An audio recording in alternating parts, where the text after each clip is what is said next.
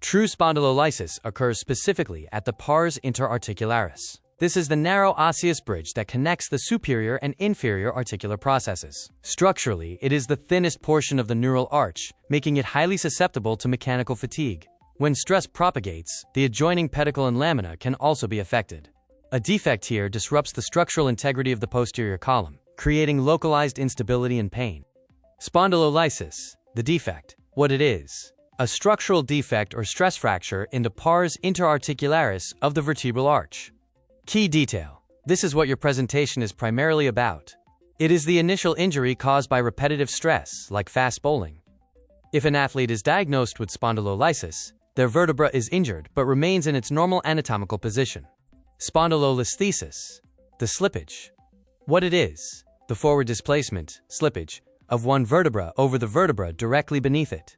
Key detail: spondylolisthesis is often the result of bilateral spondylolysis, fractures on both sides of the pars interarticularis. When both sides fracture and fail to heal, a chronic non-united defect. Spondylolysis is the fracture itself. Spondylolisthesis is the movement or slippage of the bone that can occur as a complication of that fracture. Lumbar spondylolysis in athletes results from repetitive loading of this posterolateral vertebral arch, particularly during excessive extension and rotation movements.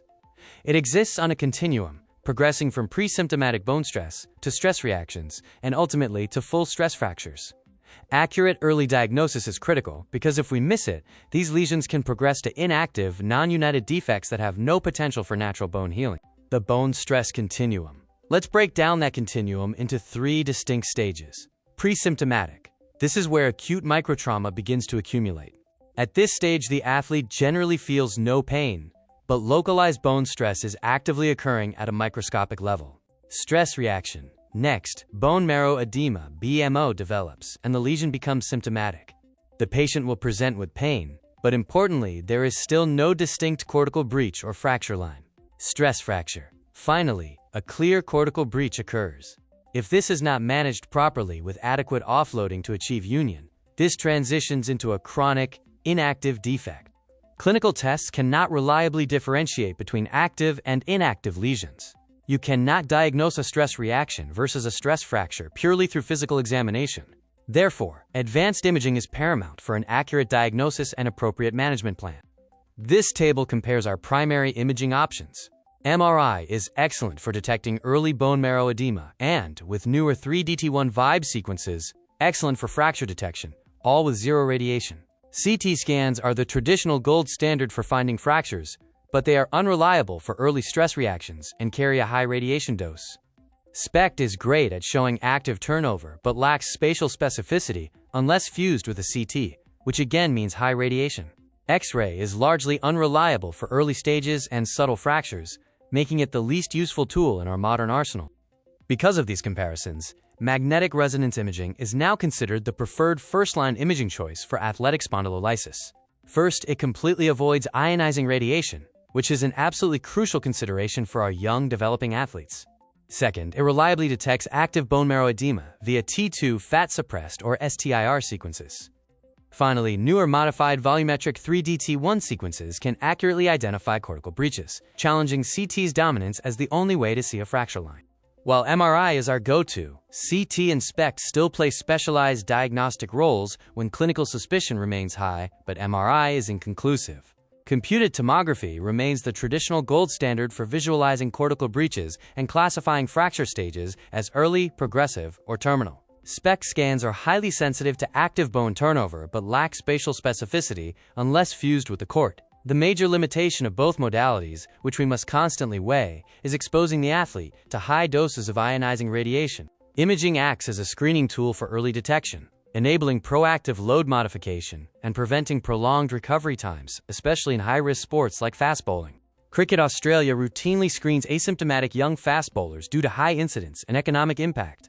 Research shows an average 96-day lag between bone marrow edema appearance on MRI and clinical pain onset. Managing active spondylolysis involves 3 phases over 3 to 12 months: protection, reloading, and return. The trigger for return is symptom-free status and radiological evidence of bone healing. Phase 1, protection. We cease high-load activities for 6 to 8 weeks to create an optimal healing environment. Thoracolumbar bracing may be indicated, especially for athletes with pain at rest. Phase 2. Reloading. This is initiated when symptoms resolve and follow-up imaging shows reduced BMO. We introduce low-impact activities to provide the mechanical stimulus needed for bone adaptation. Phase 3. Return. The athlete must be completely symptom-free with radiological evidence of near-complete healing. The focus shifts to a gradual, closely monitored increase in sport-specific training load. The current evidence on bracing is mixed. Modern guidelines suggest bracing does not significantly improve outcomes over structured rest alone, and concerns exist regarding poor compliance and risk of muscle atrophy. Bracing is indicated for specific cases during the protection phase, such as pain at rest, exaggerated lordosis, delayed healing, or bilateral fractures. Here are some examples of rehabilitation exercises that be performed at different points of the rehab journey. Surgical intervention is considered when conservative measures fail. This includes non-operative treatment failure after 6 to 12 months, or the presence of neurological symptoms, progression to spondylolisthesis, or symptomatic non-union.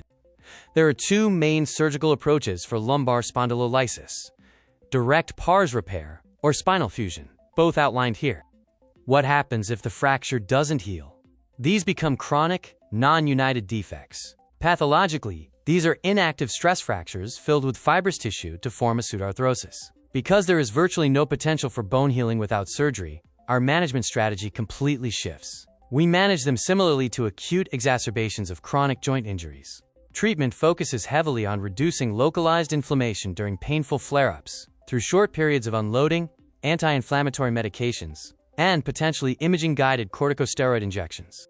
My key takeaway point: accurate diagnosis is integral to informed decision-making. Advances in MRI technology and interpretation make this a realistic first-line choice.